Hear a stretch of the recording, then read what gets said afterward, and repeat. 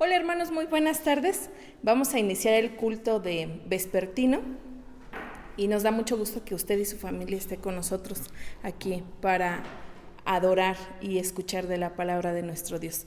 Dice el Salmo 18:1: Te amo, oh Jehová, fortaleza mía. Jehová, roca mía y castillo mío y mi libertador. Dios mío, fortaleza mía, en él confiaré, mi escudo y la fuerza de mi salvación, mi alto refugio. Invocaré a Jehová, quien es digno de ser alabado, y seré salvo de mis enemigos. Cierre sus ojos, hermanos, vamos a orar. Padre, gracias te damos por este tiempo, gracias te damos porque tú nos permites acercarnos a ti a través de el culto, Señor.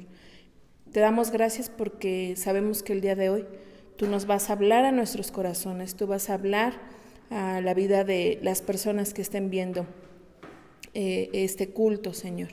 Gracias te damos porque nos das el privilegio de servirte, de adorarte, de escuchar de ti y sobre todo de descansar en ti, Señor. Muchas gracias por esto y te suplicamos que sea tu Espíritu Santo el que guíe, el que nos guíe y el que sea el que toque nuestros corazones. En el nombre de Jesús, amén.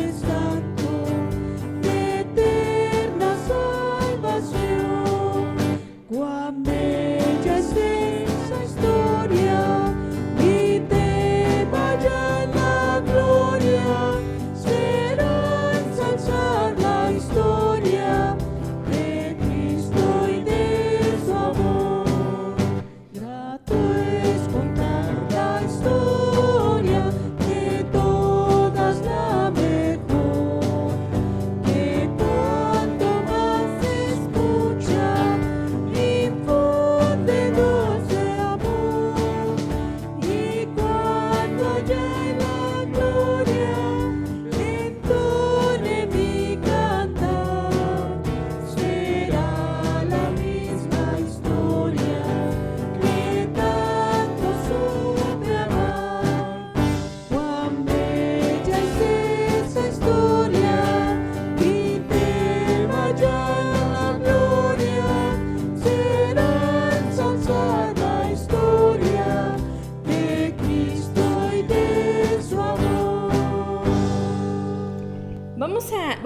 de empezar con la predicación, de escuchar de la palabra de Dios, vamos a leer la palabra de Dios en Mateo 25.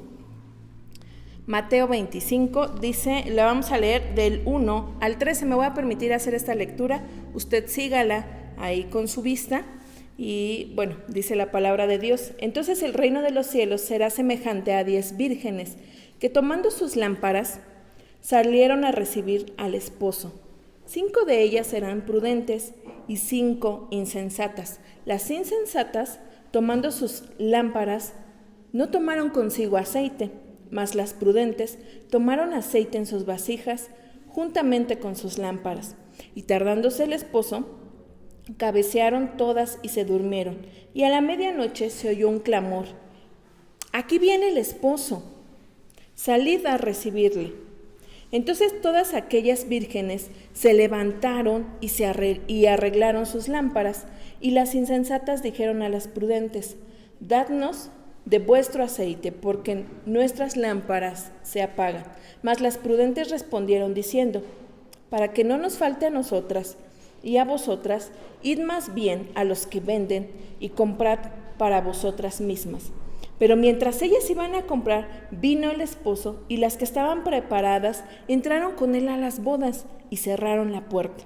Después vinieron también las otras vírgenes diciendo: Señor, Señor, ábrenos.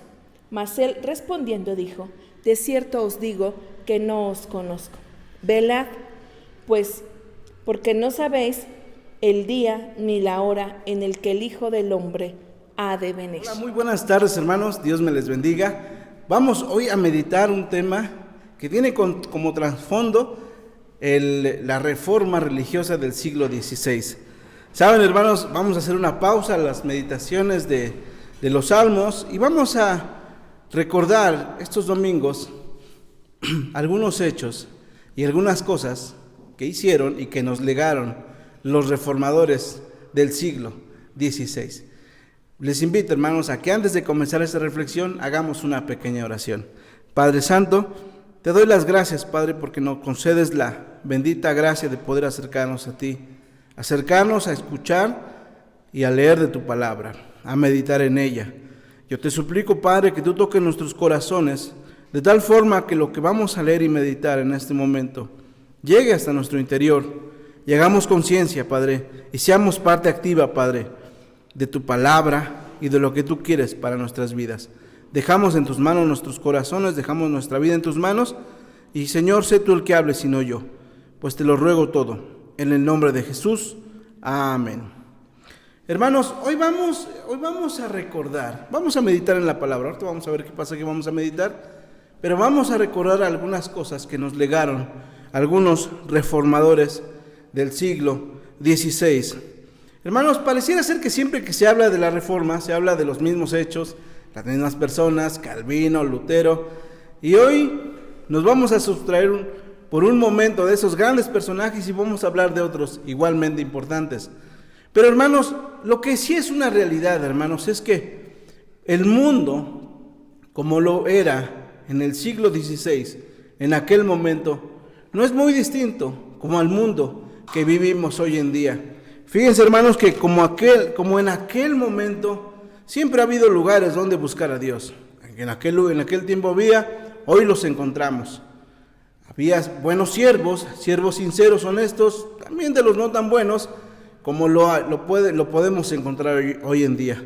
Gente que tenía un sincero deseo de buscar a Dios y gente que simplemente se conformaba con hacer lo mínimo o lo indispensable, lo que la iglesia le decía que tenía que hacer para agradar a Dios. Lo cierto, hermanos, es que el mundo no es muy distinto el de aquel como el de ahora. Quizás la única gran diferencia, hermanos, es que en aquel momento solamente existía una sola iglesia, una iglesia oficial, que era la que dictaba la forma en cómo se debía adorar a Dios, buscar a Dios, agradar a Dios. Dictaban el cómo y qué se debía de hacer para encontrar a Dios. Hoy sabemos que nosotros podemos acudir a la palabra y es quizás el mayor legado que nos han dejado los reformadores, que podemos en la palabra nosotros mismos encontrar a Dios. Si bien es cierto que las religiones, hablando de la religión cristiana, hablando de la religión que nos legaron, vamos a encontrar un modo de encontrar a Dios. La Biblia es la fuente suprema para encontrar a Dios. Saben, hermanos, la Reforma como tal fue un movimiento que no fue, vamos a llamarlo así, no fue un movimiento unido, no fue gente que se puso de acuerdo en sí misma, en realidad fueron movimientos locales en distintos lugares, pero hay una realidad, hermanos, que vamos a encontrar en todos los hombres que participaron en la Reforma. Fueron gente sincera que buscaba y que trataba de encontrar en la Escritura la manera en cómo encontrar, agradar y localizar a Dios. Saben, hermanos, en todo momento de la historia siempre ha habido gente que tiene un deseo sincero por buscar a Dios. La misma Biblia nos va a hablar de gente que en su forma, en sus medios, lo que estaba a su disposición, trataba de hacer algo por buscar a Dios, por encontrar a Dios. Ahí vemos a los hombres haciendo los sacrificios, vemos hombres valerosos tratando de tener el templo, un lugar de adoración al Señor. Lo cierto es que siempre ha existido. Yo quisiera preguntarle, hermanos, antes de comenzar esta reflexión, ¿cómo está su vida, querido hermano? Después de casi 7 meses en que no nos hemos podido reunir aquí en el templo, ¿cómo está su vida, hermanos? Yo deseo de todo corazón que haya en su corazón un deseo de buscar a Dios sincero.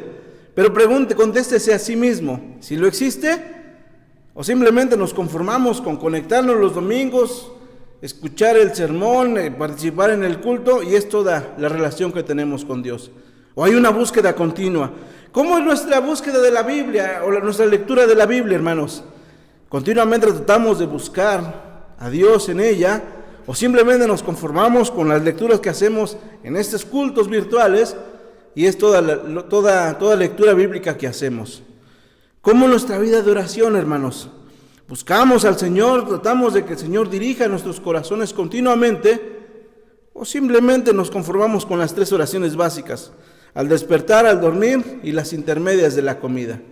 Mis queridos hermanos, yo quiero en este momento retomar esa actitud que nos legaron los reformadores, esa actitud que consiste en una sincera búsqueda de Dios, una actitud de sincera búsqueda de Dios. Hoy vamos a meditar ese pasaje que se encuentra en Mateo 25, de los versículos 1 al 13. Mateo 25, dice el versículo 1, hablando Jesús a sus discípulos: entonces el reino de los cielos será semejante a 10 vírgenes, que tomando sus lámparas salieron a recibir al esposo. Hermanos, hay una realidad la cual no se nos debe olvidar nunca, y es el hecho, hermanos, es que la iglesia es como una novia por la que un día va a regresar el esposo. La iglesia es la novia por la que un día, no sabemos qué día, pero un día va a regresar Cristo, va a regresar el esposo. En esta parábola vamos a encontrar un personaje principal que es el novio, el cual evidentemente es Jesucristo, y los otros personajes importantes que son las novias, el cual hace alusión a la misma iglesia. Hermanos, cuando uno lee esta historia, cuando uno lee esta parábola en un contexto de nuestro país, en un contexto occidental, para nosotros resultaría una locura la misma historia. Imagínense un novio que llega en la noche y las novias dormidas, nadie está listo, y por qué de noche, y qué está escondiendo. Lo cierto, hermanos, es que esta historia fue escrita para judíos. El mismo Evangelio de Mateo fue escrito para judíos, de tal forma que ellos entendían esta historia en un contexto eminentemente judío. Lo cierto, hermanos, es que Jesús compara a sus discípulos, a su iglesia, con una virgen, con unas novias, unas muchachas que están a punto de casarse, y las otras novias que van a participar de la alegría de ese casamiento. Cuando la palabra habla de una novia o de una esposa, siempre la palabra va a hacer alusión a la iglesia. Pero cuando se habla de una novia, de una virgen en este caso, particularmente se está hablando en el aspecto de algo puro, algo noble, algo sin mancilla. Fíjense la forma en cómo el Señor ve a su iglesia. La ve como algo puro, algo hermoso, algo precioso. Cierre los ojos por un momento y cuando se diga la palabra novia, ¿a qué lo remite la palabra? Seguramente a una persona jovencita, sin mancha, noble, con todos los sueños de la vida. Fíjense que en eso compara el Señor Jesús a su iglesia. Dice Efesios 5, del 25 al 26, hablando Pablo, diciéndolos a la iglesia, particularmente a los esposos: maridos, amad a vuestras esposas como Cristo amó a su iglesia y se entregó a sí mismo por ella. Cristo nos amó tanto, hermanos, que dio su vida por nosotros. Y dice el siguiente versículo ahí en Efesios 5, 26, para santificarla, habiéndola purificado en el lavamiento del agua por la palabra. Dios no solo dio a su Hijo para santificar a su iglesia, sino que también nos da su palabra para purificarnos, para purificarla con su misma palabra. El Señor pues compara a su iglesia con una novia, con una virgen que Él mismo santificó con su sangre y que purifica con su palabra. La condición necesaria, dice esta parábola, para recibir al esposo es tener las lámparas encendidas cuando el esposo venga. Tener las lámparas encendidas cuando el esposo regrese. La luz, hermanos, en nuestras vidas, la luz en nuestras manos habla de ese servicio de iluminación que debe ser nuestra vida misma. Jesús mismo se los decía a sus discípulos, que debemos ser luz, no una luz que se esconde, que se pone abajo de algo que no permita que brille, sino una luz como un faro que brille con todo su esplendor, de tal forma que la gente no se pierda. La luz en nuestras manos significa ese servicio de iluminación que debe ser nuestra vida, de iluminación para la gente que no conoce de Cristo, de faro que sirva para que la gente sepa dónde acudir cuando tiene un problema, cuando tiene una circunstancia difícil, un problema en sí mismo, pueda acudir a Dios. El aceite en las lámparas simboliza el Espíritu Santo. El Espíritu Santo es el agente de unidad, el alma de la iglesia. Lo dice Efesios 4, 3 y 4. Cuando Pablo invita a que mantengamos esa unidad en el Espíritu Santo que tenemos. El corazón, hermanos, es esa vasija en la que se debe de guardar el aceite. Ahí es donde se atesora la gracia, la sabiduría, para que del mismo corazón salgan cosas que iluminen y que edifiquen. Hermanos, Cristo va a comparar a su iglesia con una novia que esté lista para recibirlo a Él, que tenga una vida que ilumine, cuyo aceite que haga que ilumine es el Espíritu Santo, y en cuyo corazón siempre haya ese aceite. Hermanos, algo que los reformadores encontraron, no hay una historia donde no se repita esto, es el hecho de que la mayoría, y si no es que todos los reformadores, eran gente de la iglesia, gente que se había unido, se había reclutado, se había integrado a una orden, era gente que estudiaba la Biblia, obviamente estudiaba todo lo que tiene que aprender un sacerdote, pero cuando ellos estudiaban y encontraban en la Biblia la manera en cómo debía buscarse a Dios, para ellos fue como un shock. Para ellos fue como un parteaguas. Lo cierto es que cuando ellos abrieron la Biblia, y la estudiaron, comparaban lo que decían las tradiciones, las bulas, todos esos documentos que la iglesia había escrito, muchas cosas no cuadraron, muchas cosas no les cuadraron. La misma palabra reforma hace alusión a reformar, a volver al origen para crear algo que nos lleve al origen. Lo cierto es que los reformadores encontraron en la palabra santa el propósito especial para sus vidas. Pero no solamente lo encontraron, no es algo que ellos hallaron y dijeron esto es para mí, me edifica a mí, sino que hicieron algo que va más allá de eso. Ellos empezaron a escribir artículos, empezaron a escribir libros, donde comparaban la enseñanza de la Escritura con lo que decían o lo que enseñaba la iglesia misma. Por ejemplo, el asunto del pagar por la salvación, ese asunto tan controversial, pues vamos a llamarlo así, tan burdo, tan frío, que signifique pagar por entrar al cielo. Cuando los reformadores encontraron en la palabra lo que la Escritura decía para ser salvo, que no tenía nada que ver con hacer un pago en moneda, un pago en especie, lo cierto es que fue un shock para sus vidas. Y ellos no solamente se quedaron con eso, sino que empezaron a enseñar que lo que muchos reformadores legaron, y digo muchos porque nadie se había atrevido a hacerlo, es traer la Biblia misma a un lenguaje burdo, un lenguaje común, un lenguaje vernáculo.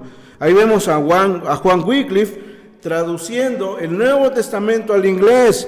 Vemos al mismo Martín Lutero traduciendo el Nuevo Testamento al alemán, más tarde el Antiguo Testamento. Vemos a Guillermo Tainle también traduciendo el Nuevo Testamento en el inglés común, en un inglés de tal forma que todo el mundo pudiese comprenderlo. Lo cierto, hermanos, es que cuando los reformadores encontraron en la Escritura, abrieron la Escritura, la leyeron, entendieron lo que el Señor quería para sus vidas, que no tenía nada que ver, o no tenía nada que ver en gran parte con lo que la iglesia enseñaba, fue un shock en sus vidas. Mi querido hermano, yo quiero invitarte en este primer lugar a que recordemos que la Biblia, hermanos, la palabra del Señor, debe ser nuestra piedra firme, la que nos guíe cómo adorar a Dios. No solamente nos da aliento, fuerza, fortaleza cuando estamos en problemas. La misma Biblia nos va a guiar el modo en cómo el Señor quiere que le adoramos, la actitud que debemos asumir, lo que debemos hacer y lo que también no le agrada que debamos hacer. Yo le invito, hermanos, a que en primer lugar atesoremos la palabra del Señor en nuestro corazón. Y la misma palabra atesorada en nuestro corazón va a hacer que nuestra vida brille, va a hacer que nuestras palabras sean distintas, van a hacer que nuestras palabras sean de edificación, de ayuda para nuestra comunidad, el lugar donde nos desenvolvemos. Y el mismo Espíritu encontrará palabras que saldrán a la hora de hablarle a la gente. Hermanos, lo primero que nos legaron los reformadores es la palabra. El Señor va a venir, hermanos, algún día. Va a venir por su novia. Que nos encuentre con la palabra iluminando nuestro corazón. Ya me quité el suéter, hermanos, porque no lo aguantaba. Vamos a ver lo que dice la palabra más adelante. Esta parábola. Dice el versículo 2. 5 de ellas, de las novias, eran prudentes y 5 insensatas. Las insensatas tomaron sus lámparas. Tomando sus lámparas, tomaron consigo aceite, mas las prudentes tomaron aceite en sus vasijas juntamente con sus lámparas. 5 novias, todas tenían su lámpara. Imaginemos por un momento, esta es la lámpara. Bueno, este es un atomizador. Todas tenían su lámpara. Pero 5 de ellas, la mitad de ellas también llevaron consigo una vasija con aceite extra para que la lámpara no se apagara. Dice la palabra que 5 de ellas fueron insensatas, así lo dice la Escritura. Dice, las insensatas tomaron solo su lámpara, pero no tomaron aceite. Insensatas, 5 descuidadas. ¿Por qué no tomaron provisión? Pensaron que el novio regresaría luego, dijeron, con esta lámpara, con ese aceite que tengo en mi lámpara es suficiente. Por otro lado, también la Escritura dice que hubo 5 que fueron responsables, que fueron prudentes, que iban a estar listas para cuando llegara el novio. El evangelista aquí nos va a hablar de personas insensatas, descuidadas, y de personas prudentes, personas responsables. Imaginemos por un momento la escena, hermanos. A ver, están todas las novias listas para cuando el novio llegue. El novio tuvo problemas con el tráfico, algo le pasó que demoró mucho. Lo cierto es que llega ahí alguien anunciando: ¡el novio ha llegado! Todas se levantan rápido. Han esperado este momento por mucho tiempo para participar de esta boda. Estaban bellas, hermosas, ahí listas. No me imagino a ninguna despeinada, ninguna mujer como las que luego aparecen en nuestros hogares cuando se despiertan. No, estas mujeres estaban preciosísimas. Y sin embargo, hermanos, aunque todas parecían iguales, no todas eran iguales.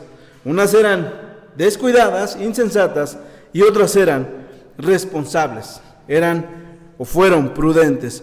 Lo cierto, hermanos, es que entre los seguidores de Cristo siempre va a haber, nosotros no quisiéramos que fuera, nadie quisiera que fuera, pero siempre va a haber gente descuidado, insensato, y gente prudente, responsable.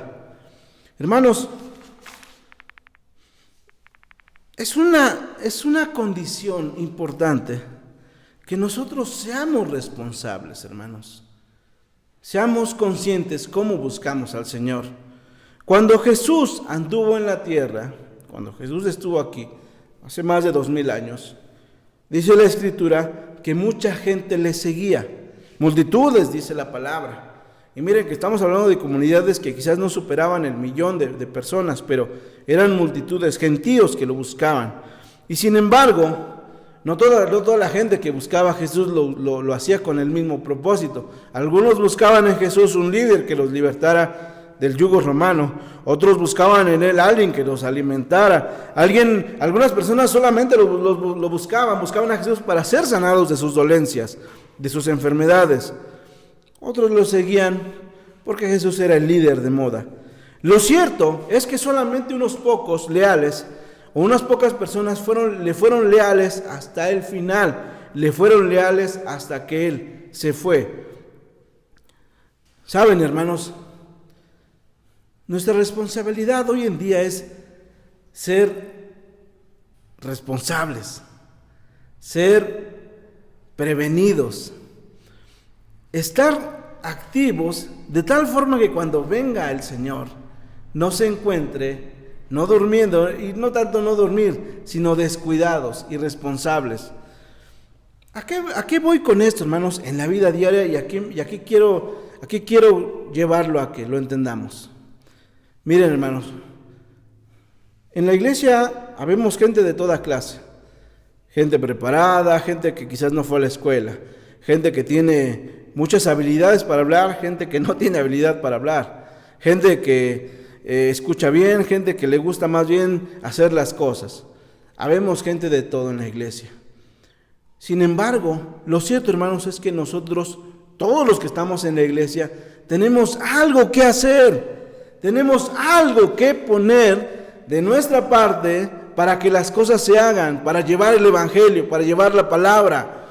Miren, va a haber gente que es buena para compartir el evangelio cara a cara, pero va a haber gente que lo va a hacer de otra forma. Va a haber personas que tienen esa pasión por las almas, que van a dejar todo lo que están haciendo para llevarles el evangelio, pero también va a haber gente que se va a esforzar más, trabajar más, para fondear a esas personas que llevan al evangelio, para fondear a aquellos que dedican su vida a compartir la palabra.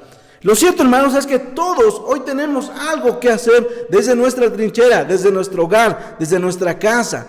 Hermanos, lo peor que nosotros podemos hacer es dormir, ser irresponsables y no estar preparados para cuando venga el Señor, no estar preparados para cuando venga Jesucristo. Eso es lo peor que podríamos hacer. Más adelante vamos a ver la consecuencia de esto.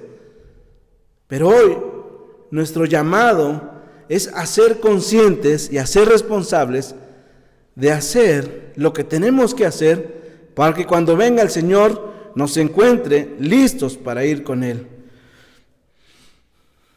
Hay un reformador cuya vida a mí me encanta. Su nombre es Juan Knox. Miren, Juan Knox Es un hombre que estudió en un seminario, se hizo sacerdote, pero a la edad de 42 años abrazó la causa reformada. Miren que no era un jovencito, no era un muchacho que tuviera toda la pasión y toda la fuerza de la vida. Ya muy grande, o ya ciertamente grande, abrazó la causa de la reforma. Como pasaba en Inglaterra, Escocia, que es parte de Inglaterra, o era parte del reino de Inglaterra, de la Gran Bretaña, Juan Knox fue apresado al poco tiempo y fue enviado a la cárcel. Estuvo sus años en la cárcel. Cuando pudo salir de la cárcel, después de algunos años, no pudo quedarse en Escocia, tuvo que andar en varios lugares. Anduvo en algunas partes de Europa, en Francia. Un buen día llegó a Suiza, llegó a Ginebra y conoció a Calvino, se enroló o se reclutó en ese seminario, en esa escuela donde Calvino enseñaba, y él abrazó toda la enseñanza calvinista o todas las enseñanzas que Calvino estaba trayendo en ese seminario, en ese lugar, y que fue un semillero que llevó esas enseñanzas a muchas partes de Europa. Bueno, Juan Knox, el escocés Juan Knox, abrazó esa enseñanza, encontró una fuerza renovada, una renovación en su mente que lo llevó a tener una pasión en la vida. Estamos hablando de esto 12 años después de que él abrazó la causa de la reforma, tenía como 54 años. Aprendió, escuchó, y cuando tuvo la oportunidad regresó a su Escocia, a su país, a poner en práctica las ideas, lo que él había aprendido, la doctrina, lo que él había aprendido con Juan Calvino, en la escuela de Juan Calvino, lo que él había aprendido, lo fue a poner en práctica en Escocia. Y a base de un gran esfuerzo, una gran dedicación, logró lo que ningún reformador había logrado hasta ese momento, y es que todo un país, todo el gobierno de su país, adoptara y abrazara las enseñanzas de la iglesia presbiteriana y la llevara a ser la religión oficial. Hay una frase que se dice que decía Juan Knox, que decía: Señor, si tú no me das Escocia, yo me voy a morir. Si tú no me das Escocia, yo me voy a morir. Fíjense, hermanos, en la iglesia hay gente de toda clase, pero todos tenemos algo que hacer en la iglesia, hermanos. Todos tenemos alguna palabra de salvación que llevar a alguien.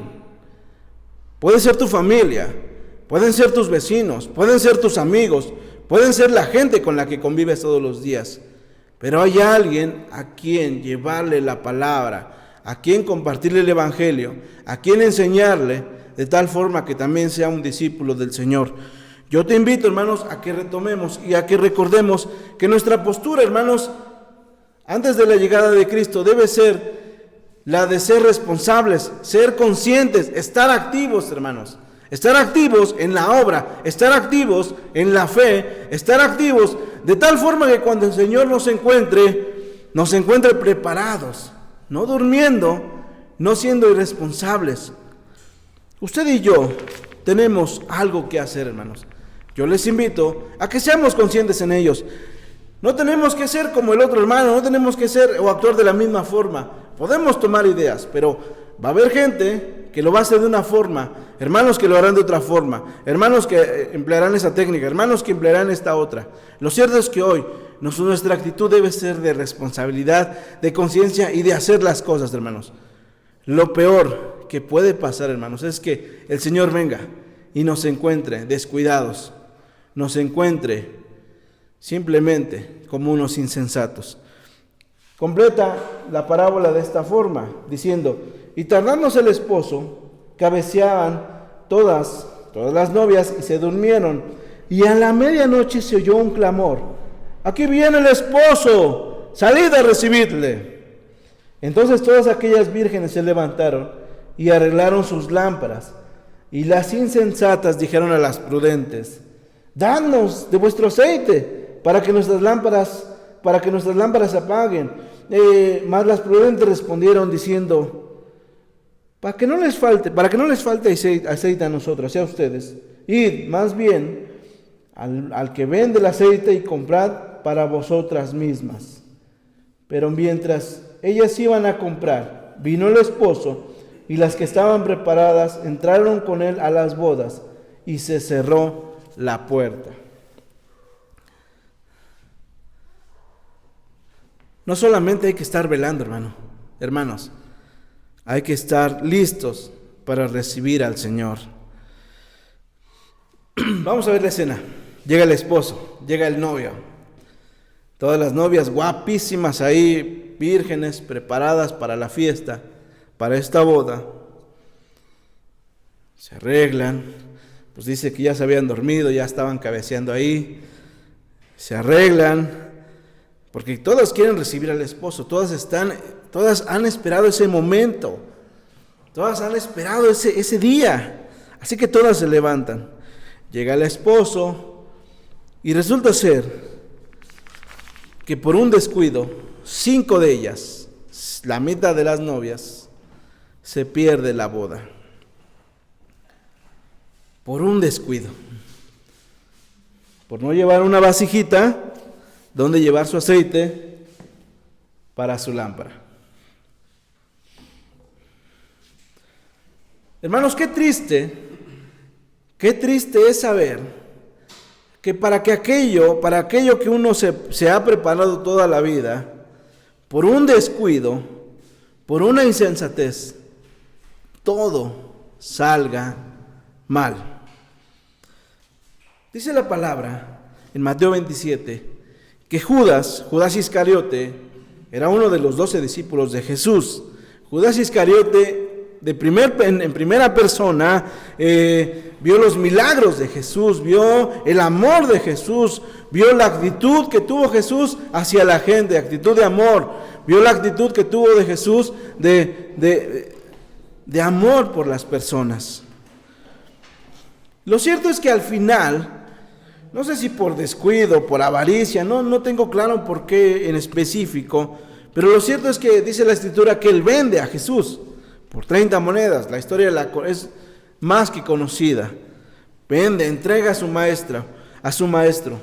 Al final dice la Escritura que él se arrepiente, pero va y se ahorca. Se arrepintió, pero más tarde se ahorcó.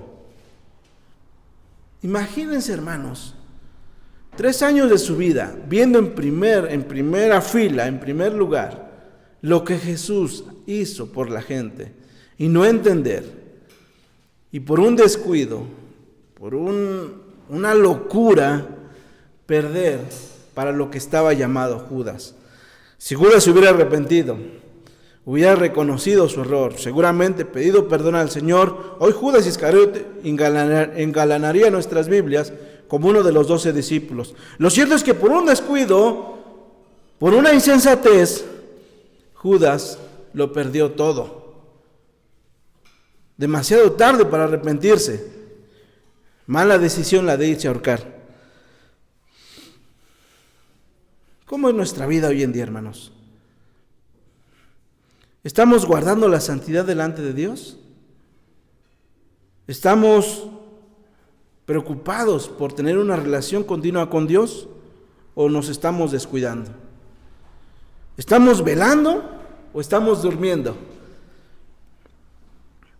¿Estamos en la meditación continua de la palabra para ser purificada por ella o lo que menos vemos es la palabra? ¿Estamos siendo diligentes o estamos siendo descuidados? ¿Estamos siendo responsables de acuerdo o estamos actuando de acuerdo a los intereses, a lo que nos gusta? ¿Estamos viendo por la obra del Señor o por lo que nos interesa primero a nosotros? Querido hermano, todas esas preguntas son para que usted se las conteste y para que usted haga conciencia. Qué triste sería que venir tantos domingos a la iglesia, tantas oraciones hechas al Señor, para que al final un solo descuido, una sola insensatez nos lleve a no estar en la presencia de nuestro Señor. La misma vida, hermanos, cristiana no es fácil.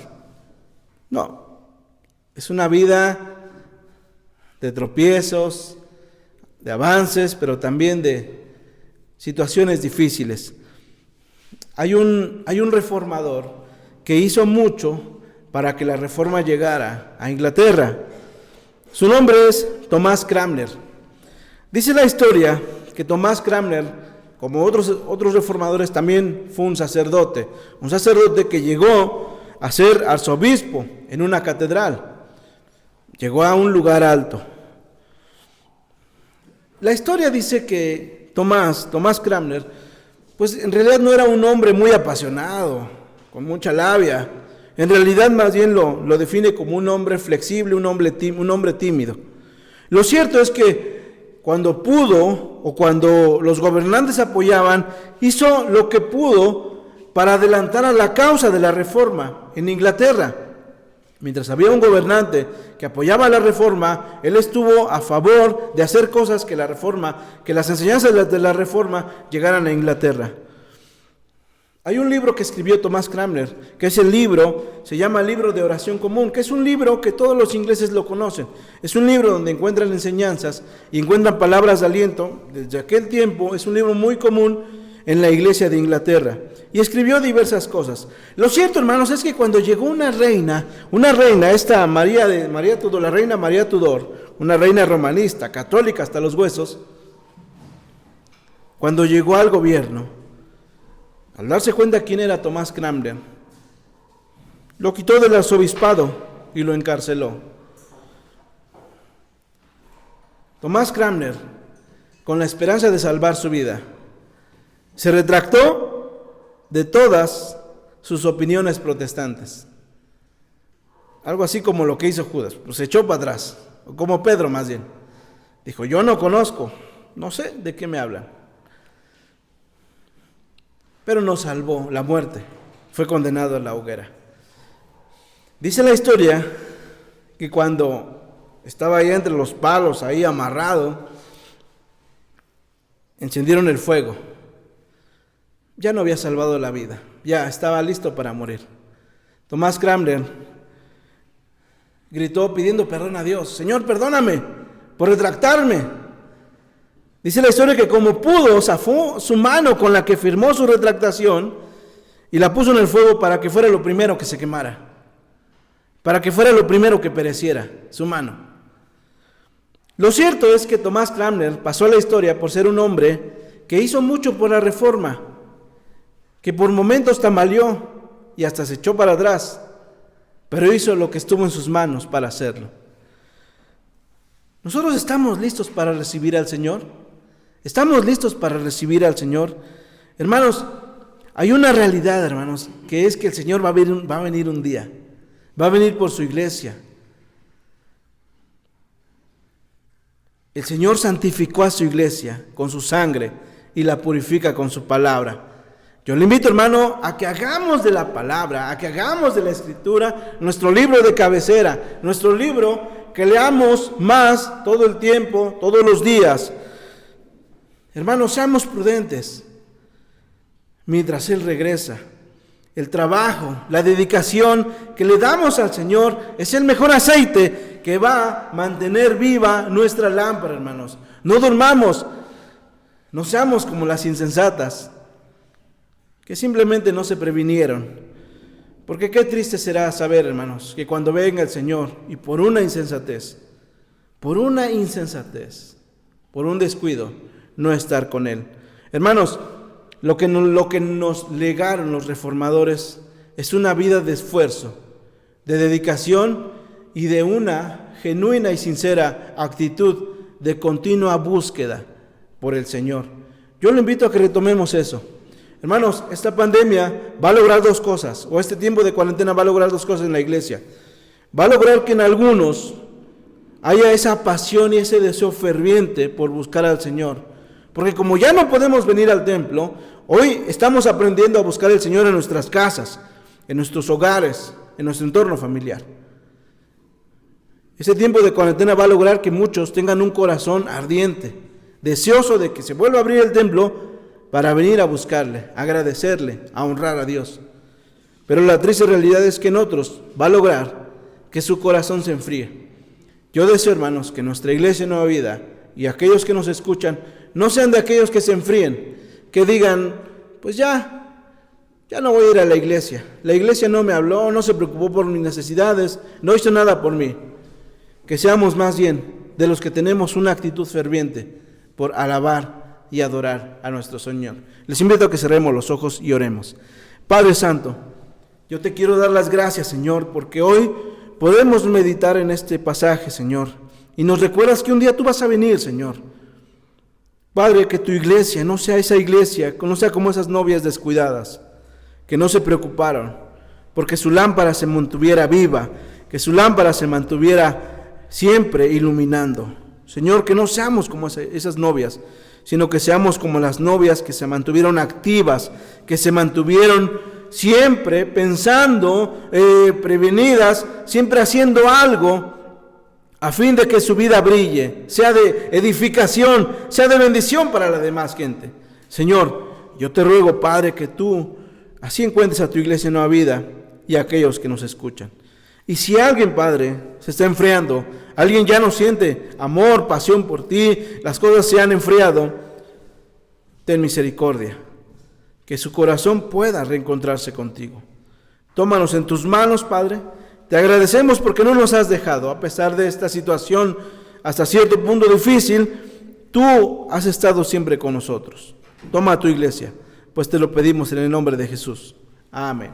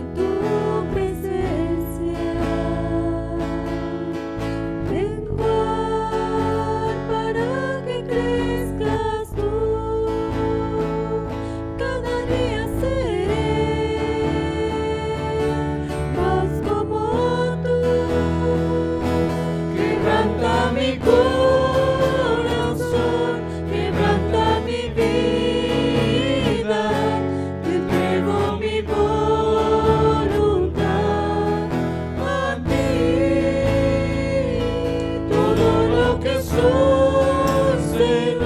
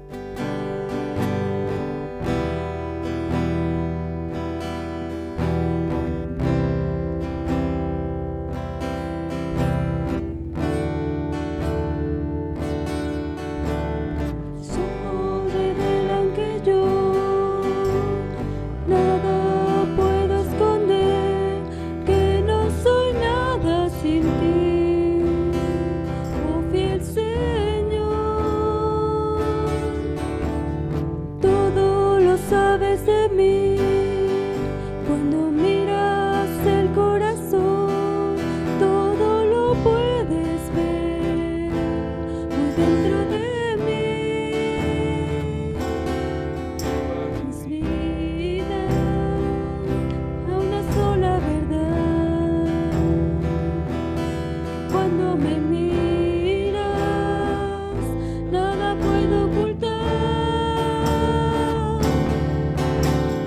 Sé que es tu fidelidad que lleva mi vida más allá de lo que puedo imaginar. Sé que no puedo negar que tu mirada puesta en mí me llena de tu paz. Tus ojos revelan que yo nada puedo esconder, que no soy nada sin ti, oh fiel Señor. Todo lo sabes de mí, cuando miras el corazón, todo lo puedes ver dentro de mí. Lleva Mi vida a una sola verdad. Y cuando me miras, nada puedo ocultar. Sé que es tu fidelidad que lleva mi vida más allá de lo que puedo imaginar. Sé que no puedo negar que tu mirada puesta en mí me llena de tu paz.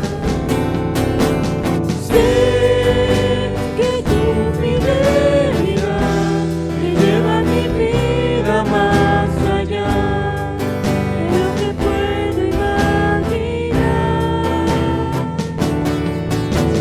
Sé que no puedo negar que tu mirada puesta en mí me llena de tu paz.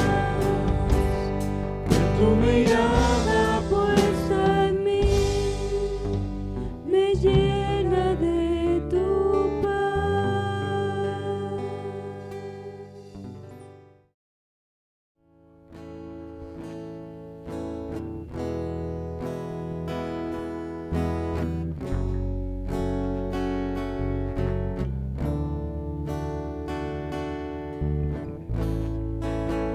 Dios de mi corazón, en ti encontré mi salvación. Tu gloria y majestad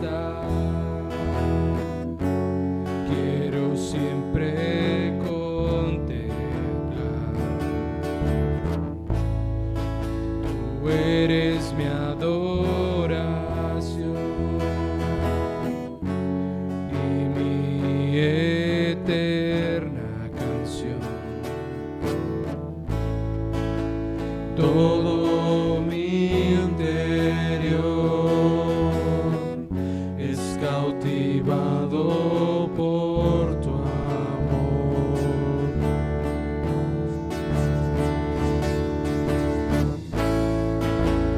Eres Dios eterno, solo tú eres bueno, Dios incomparable eres tú.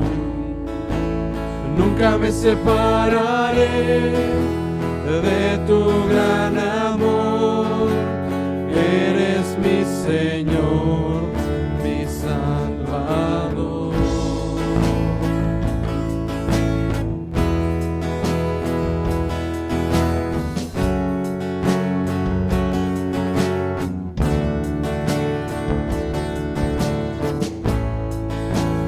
Dios de mi corazón,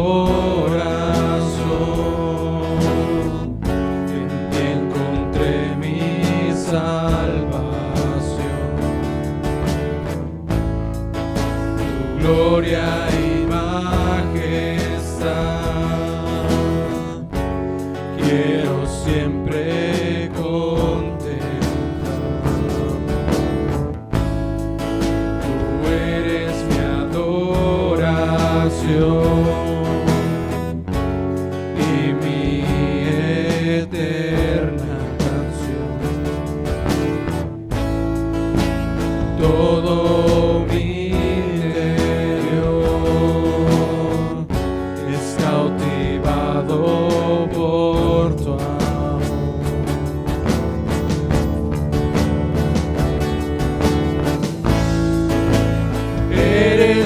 eterno, solo tú eres bueno, Dios incomparable eres tú.